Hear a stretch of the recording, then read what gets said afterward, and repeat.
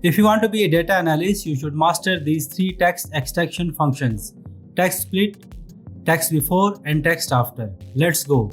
Let's suppose we have given this messy data and we need to arrange it. We need to separate each email ID or piece of data into a separate column. I will type the TEXTSPLIT function. We need to give the cell reference first, then we need to define the delimiter. The delimiter is the symbol which is separating the data. In our scenario, the delimiter is semicolon. So I will give the reference of semicolon in the delimiter section. Let's suppose if you have spaces, you can give reference of the space, or if you have comma, you have to give the reference of comma. Our formula is complete and I will hit enter.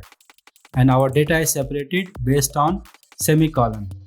I will click this plus sign and drag this formula up to here. And now our data is separated based on the semicolon. And if you see that data below, this data is separated by the hyphen sign. So we will update our formula and mention hyphen instead of the semicolon to separate these pieces of code. TEXTSPLIT, cell reference, and now the delimiter. Hit enter and our next piece of data is separated. So we have used the TEXTSPLIT function to split text based on a delimiter. The next formula is TEXTBEFORE.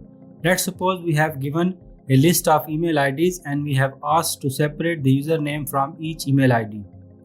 So in this scenario, our delimiter is @. I will type the TEXTBEFORE, cell reference, and delimiter is @. It means that this formula will separate or give us the part of the text which is before the @. Hit enter and now it has given us the username before the @. I will click this plus sign to apply the formula to the end, and now we have extracted all the username from email IDs. The next thing is TEXTAFTER. This is similar result, but it is the reverse of TEXTBEFORE. Let's suppose we have given the list of email IDs and we need to extract the domain names from each email. So what we will use?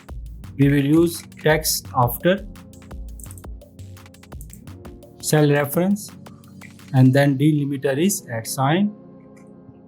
It means that after the @, whatever piece of text or domain is available, this will give us. Hit enter and we have got the domains. That's all for today. Please subscribe and share with others to help them. See you in the next one.